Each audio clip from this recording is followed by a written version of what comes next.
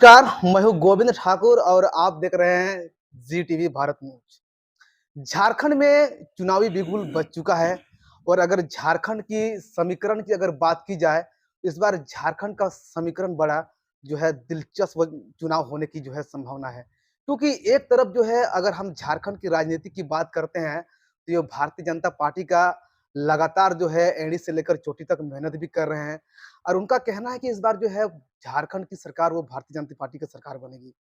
लेकिन सवाल ये उठता है कि दूसरी तरफ यानी कि जो जिसकी सरकार अभी झारखंड मुक्ति मोर्चा की है, वो सरकार भी जो है हेड से लेकर चोटी तक मेहनत कर रही है और उनका भी कहना है कि इस बार जो है पुनः इंडिया गठबंधन की सरकार झारखंड में बनने जा रही है। लेकिन सवाल झारखंड की नहीं है, सवाल यहाँ है कि आखिर यहाँ की जनता किसको लाइक करता है और किसको अपना सरकार चुनेगी, ये एक बात की बात है। लेकिन हम लोग आज की शुरुआत करते हैं, आज के इंटरव्यू में हम लोग राजमहल की। क्योंकि राजमहल लोकसभा सीट या विधानसभा सीट की अगर हम बात करें, तो ये झारखंड के नंबर 1 विधानसभा सीट है और राजमहल सीट जो है संथाल परगना की धरती में, यानी कि राजनीति की शुरुआत जो है इसी राजमहल से होता है और राजमहल का सीट इस बार जो है बड़ा रफ्तार माना जा रहा है। वहीं अगर हम बीजेपी की बात करें, तो बीजेपी की ओर से जो है पुनः अनंत ओझा को जो है मौका दिया गया है। बीजेपी ने अनंत ओझा पर भरोसा जताया है। अनंत ओझा की अगर बात की जाए, तो वो 2 टर्म का जो है विधायक भी रहे हैं और तीसरी टर्म जो है बीजेपी ने उन्हें पुनः मौका दिया है। तो वहीं अगर विपक्ष यानी कि अगर जेएमएम की बात करें, तो जेएमएम ने यहाँ पर जो है एमटी राजा को मौका दिया है। एमटी राजा भी जो है झारखंड मुक्ति मोर्चा के कद्दावर नेता हैं और क्षेत्र में उनकी जो है काफ़ी पकड़ मानी जाती है। लेकिन क्या समीकरण इस बार जो है राजमहल की किस ओर जा रहा है? मेरे साथ बातचीत करने के लिए जो है डब्लू ओझा जी हैं, इनसे हम लोग बातचीत करेंगे और जानेंगे क्योंकि इन्होंने राजमहल की अगर बात की जाए, तो राजमहल को अच्छे से समझा है इन्होंने, अच्छे से देखा है और ये वर्तमान समय में अगर बात करें, तो ये भारतीय जनता पार्टी के जो है रुझारू व कर्मठ कार्यकर्ता हैं, जो लोगों के बीच अक्सर जाते हैं, लोगों के जो उनकी जो समस्या है, वो समाधान करने के लिए जो है तत्पर खड़े रहते हैं। सर, सबसे पहले तो जी टीवी न्यूज़ में आपका स्वागत है। सबसे पहले मैं जी टीवी न्यूज़ को नमस्कार और आपको भी नमस्कार करना चाहता हूँ और राजमहल विधानसभा क्षेत्र के सभी जनता को माननीय श्री आदरणीय अनंत कुमार ओझा जी के तरफ से सभी को प्रणाम करना चाहता सर, एक बात की चर्चा सर बहुत जोर-शोर से हो रही है। हूँ। जी, इस बार राजमहल की सीट उनका जो समीकरण है राजमहल का, बड़ा टफ माना जा रहा है। कई ऐसे लोगों के बीच चौक-चौराहे पर चर्चा का माहौल है। इस बार जो है राजमहल में लोग बदलाव देखना चाह रहे हैं। तो कहीं पर चर्चा का माहौल ये भी है कि राजमहल में जो बदलाव हुआ है, जो विकास की गंगाएँ बही है, उसकी भी चर्चा चौक-चौराहे पर हो रही है। तो सर, आप लोकल हैं, राजमहल को समझते हैं आप, कैसे देखते हैं समीकरण को? देखिए मैं पुनः आदरणीय श्री अनंत कुमार ओझा जी के तरफ से राजमहल के जनता को सभी को प्रणाम देना चाहता हूँ और राजमहल में देखिए किसी भी प्रकार का कोई भी एग्ज़ाम है, ये चुनाव ही नहीं, चुनाव को भी एक एग्ज़ाम के तौर पे ही मानिए। चुनाव तो ख़ैर त्योहार है ये। किसी भी चुनाव में कोई स्टूडेंट नहीं चाहता है कि हम फेल होंगे या पास होंगे। कोई भी प्रकार का चुनाव हो, वो चुनाव टफ़ होता है और मेरे हिसाब से राजमहल विधानसभा माननीय श्री अनंत कुमार ओझा जी के तरफ से और श्री नरेंद्र मोदी जी के तरफ से और हमारे प्रदेश श्री बाबूलाल जी के तरफ से झारखंड में नंबर 1 विधानसभा का गिनती आता है राजमहल विधानसभा। मैं आपको बताना चाहता हूं कि हमारे अनंत कुमार ओझा जी का राजमहल विधानसभा के जनता के तरफ इतना आकर्षित है और इतना विकास दिया है। आप देखिए गंगा पुल, देश की आज़ादी 47 से लेकर आज तक 14 तक, 2014 से पहले, पहले शायद मैं यहाँ नहीं था। 14 में जब हमारे विधायक जी बोले कि गंगा पुल नहीं देंगे, दोबारा हम वोट मांगने नहीं आएंगे। इन्होंने गंगा पुल का वचन जो निभाया, फर्स्ट ही चुनाव में इन्होंने वादा किया था, वो वादा पूरा किया। बगल में बंदरगाह सकरी में, राजमहल में मेधा डेयरी राजमहल के विकास की ही बात नहीं करते हैं, वो राजमहल के जनता का रोजगार का भी बात करते हैं। एनएच देखिए आप, अभी शहर में थोड़ा क्लोजिंग है, इस वजह से नहीं घुस पा रहे हैं। महाराजपुर से सकरी से उस पार लमसम एनएच कंप्लीट हो चुकी है 70%। आप भी गए होंगे तो देखे होंगे। एकदम गए हैं सर। और राजमहल के जनता के तरफ से माननीय श्री अनंत ओझा जी को भरपूर आशीर्वाद मिलेगा। किसी भी चीज को ये इजी है, कोई भी चीज आराम से नहीं मिलता है, टफ है लेकिन जीत है। जिस प्रकार आप बोल रहे हैं सर कि चुनाव तो इस बार होना है लेकिन टफ है, लेकिन जीत है। कैसे दावे कर सकते हैं सर आप? क्यों राजमहल की जनता, जिस प्रकार हम लोग काफ़ी जगह पर जाते हैं रिपोर्टिंग करने के लिए, चौक-चौराहे पर चर्चा होती है कि विपक्ष का जो नेता है, जिसको प्रत्याशी के तौर पर चुना गया है एमटी राजा को, वो बहुत मजबूत हैं, लोगों के बीच उसका अच्छा पकड़ है, वर्तमान में झारखंड मुक्ति मोर्चा का सरकार है। और राजमहल की अगर बात की जाए, तो राजमहल में जो लोगों की जनहित का जो मुद्दा है, आप बोल रहे हैं कि गंगा पुल बना, आप बोल रहे हैं कि एनएच बना, आप बोल रहे हैं कि बंदरगाह बना, लेकिन कई ऐसे जो जन समस्या है वो आज भी बरकरार है। तो क्या आपको लगता है कि ये बीजेपी के लिए ये सीट 2024 के लिए मतलब में सुरक्षित है? देखिए, कोई ऐसा इंसान नहीं है जिसके घर में या जिसके पर्सनल व्यक्ति विशेष में समस्याएं नहीं होती है। समस्याएं अनेक हैं, धीरे धीरे करके हर समस्या का निदान होते चला जा रहा है। आप समझ रहे हैं 1947 से पुल की, जिस गंगा पुल का साहेबगंज में मांग था, उस गंगा पुल को उठा के यहाँ से फरक्का शिफ्ट किया गया। आप सुने होंगे या जानकारी होगा। जिस पुल को साहेबगंज दिया गया, उस पुल को उठा के भागलपुर बरारी ले जाया गया।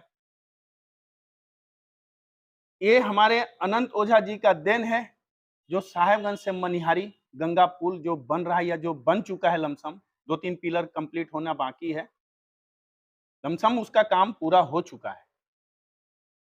इस गंगा पुल का अगर देन है तो माननीय श्री विधायक अनंत कुमार ओझा जी का ही देन है। अब आपने बोला कि सामने वाला कमजोर नहीं है। देखिए, दुश्मन किसी भी प्रकार का हो, हम लोग को पहले से ही सिखाया गया है। हाँ, दूसरी बात, मैं थोड़ा सा अपने प्रैक्टिकली दे रहा हूँ परिचय। मैं फौज में भी था और दुश्मन को कमजोर कभी नहीं आंका जाता है।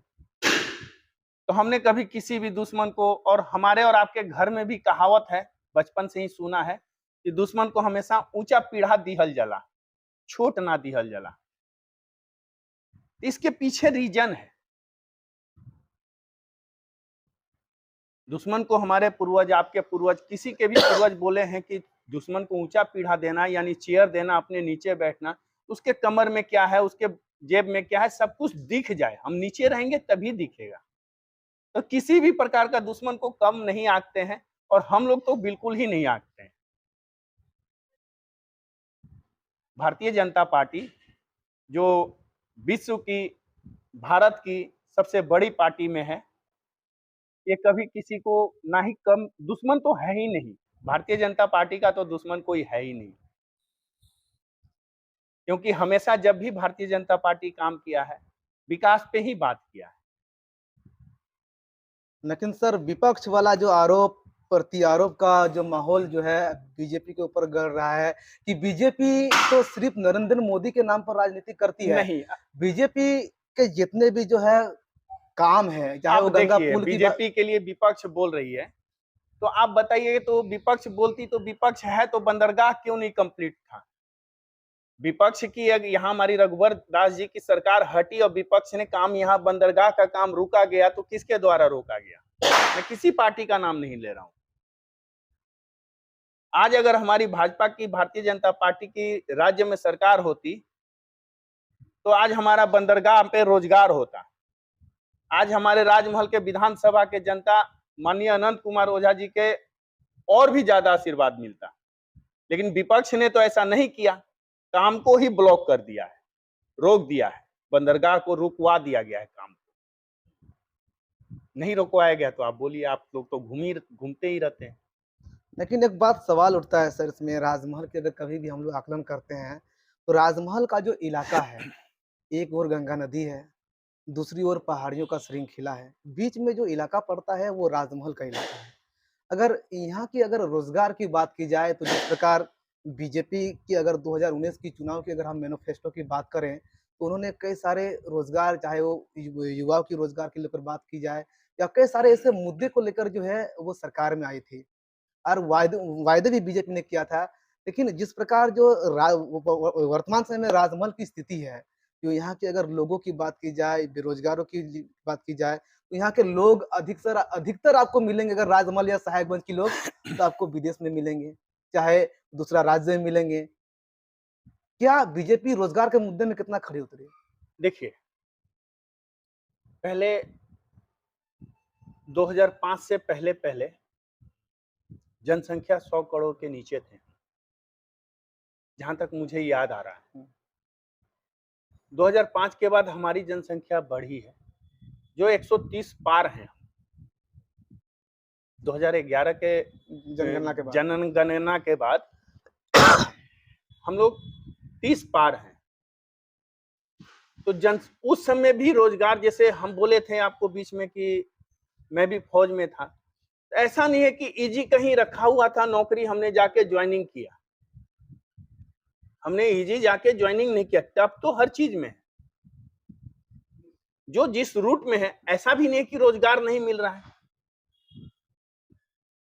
जनसंख्या के हिसाब से केंद्र भी रोजगार दे रही है, राज्य भी रोजगार देने में, जैसे अभी आपने रोजगार की बात किया, अभी आपका हेमंत सोरेन सरकार ने 19 में बोला था कि हर एक बेरोजगार को 5,000 रुपया का हम भत्ता देंगे। इन्होंने दिया? नहीं दिया।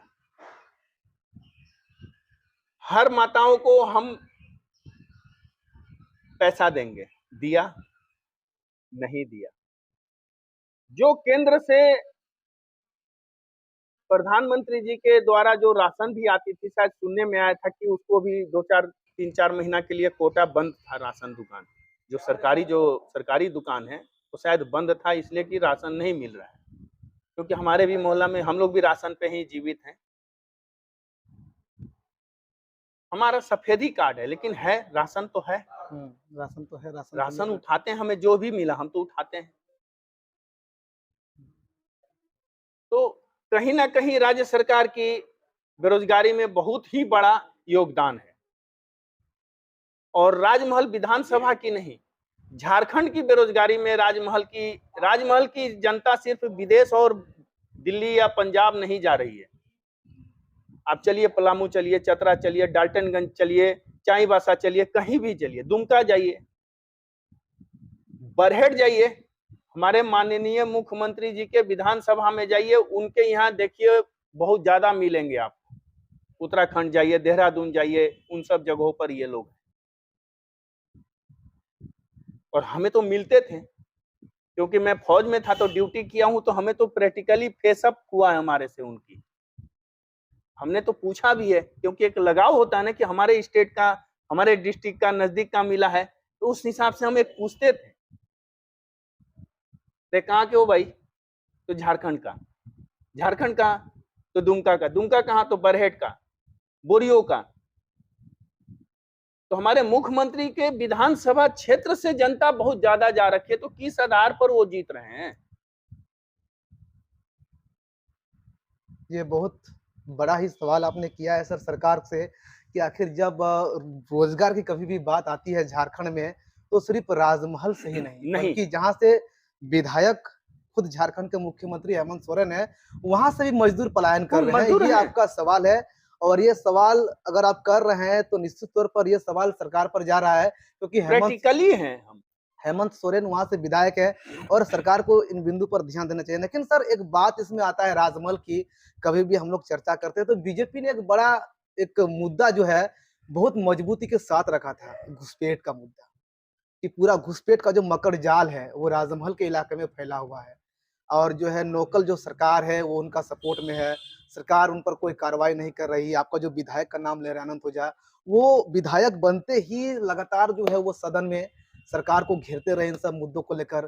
तो क्या आपको लगता है कि जिस प्रकार से यहाँ पर घुसपैठ होता हुआ है या बीजेपी लगातार घुसपैठ के मामले को उठाते रहा है, तो क्या इससे भी कहीं न कहीं यहाँ के स्थानीय जो वोटर हैं, उसमें वृद्धि हुई हो और इसका कहीं न कहीं पक्ष जो है झारखंड में जो जिसकी सरकार है उसकी ओर जाता है? देखिए, आपने विधानसभा में कितनी बार देखा होगा घुसपैठियों के ऊपर हमारे माननीय विधायक श्री अनंत कुमार ओझा जी के द्वारा मुख्यमंत्री जी के प्रेजेंटेशन में ही उठाया गया है। लेकिन जब विधान सत्र में ही जब ध्यान नहीं दिया जा रहा था, इस पर हम क्या चर्चा कर सकते हैं। और ये मैटर तो केंद्र तक जा चुकी है, गृह मंत्रालय तक जा चुकी है, चुनाव आयोग तक जा चुकी है। आपका अभी हाल फिलहाल के हमारे झारखंड का हाई कोर्ट ने भी माना है कि हाँ, घुसपैठ हुआ है। उन्होंने हर जिला के डीसी से भी शायद पूछे थे कि क्या हमने सुना था शायद कि पेपर में पढ़ा था कहाँ। तो जब हाई कोर्ट ही मान रहा है तो हम और आप किस खेत के मूल्य हैं। ये तो बात सही है सर। चलिए, बहुत ही महत्वपूर्ण जवाब रहा आपका। मेरा एक सवाल है सर कि जिस प्रकार आप बोल रहे हैं कि गंगा पुल का काम हुआ है, एनएच बन रहा है, यहाँ पर जो है बंदरगाह का काम हुआ है। यदि मोदी जी की सरकार अगर दोबारा अगर या यहाँ से यहाँ के जनता अगर पुनः अगर आनंद ओझा को अगर अपना आशीर्वाद देता है, तो क्या कुछ राजमहल में और बदलाव हो सकता है? दूसरी बात कि सर राजमहल का एक बहुत बड़ा मुद्दा है खास महल का, जो आज सब जानते होंगे, विधायक जी भी हल्ला करते रहे हैं। दूसरी बात है कि सर एक सबसे बड़ा चीज़ होता है कि आज का डेट में अगर बात की जाए तो सबसे ज़्यादा लोग गंगा नदी पर सफ़र नहीं करते हैं। लोग जो है बंदरगाह से इस पार से उस पार नहीं जाते हैं, रोड पर चलते हैं। हालाँकि साहिबगंज में हाईवा का जो काम हो रहा है, जिसकी उद्घाटन भी नरेंद्र मोदी ने किया था, जो देश के प्रधानमंत्री हैं। लेकिन सर बिहार और झारखंड को जोड़ने वाली भी एक सड़क है। उस सड़क को लेकर भी विधायक लगातार आवाज़ उठाते रहे हैं। यहाँ तक कि सदन में हमने भी उस वीडियो को देखा था और आपने भी शायद उस वीडियो को देखा है। झारखंड सरकार के जो परिवहन मंत्री हैं, उनको खड़े करके पूछा गया था कि यहाँ के जो काम है सड़क का, वो कब होगा? आपको हमारे विधायक जी के कार्य क्षेत्र में कहीं कोई कमी तो है नहीं। ये तो मैं नहीं, ताजमहल के जनता बोल रही है और आगे भी बोलेगी। और रही बात झारखंड और बिहार की बॉर्डर की जो बात आपने बोला, आपको याद होगा मैं भी उस समय जॉब में ही था, तो शायद नितिन गडकरी जी इससे पहले वाला टर्म में भी परिवहन रोड से संबंधित मंत्री थे। हर राज्य के सीएम के साथ उन्होंने बैठक किया था ऑनलाइन। तो उसमें हमारे झारखंड के माननीय हमारे हेमंत सोरेन जी भी बैठक में थे। हम टीवी में देखे थे। उन्होंने बोला था कि आप हमें जगह दीजिए, सब कुछ दीजिए, आप बनवाइए, हम फंड भेज रहे हैं। ये तो जब एनएच का जो बात आती है, ये केंद्र और राज्य की 60-40 या 40-60 का क्या होता है, और उतना तो हमें जानकारी नहीं है। ये तो वो लोग ही बताएंगे। और नहीं बनने का कारण है तो अब आप जानिए रहे हैं। सीधे तौर पर निशाना राज्य सरकार पर है।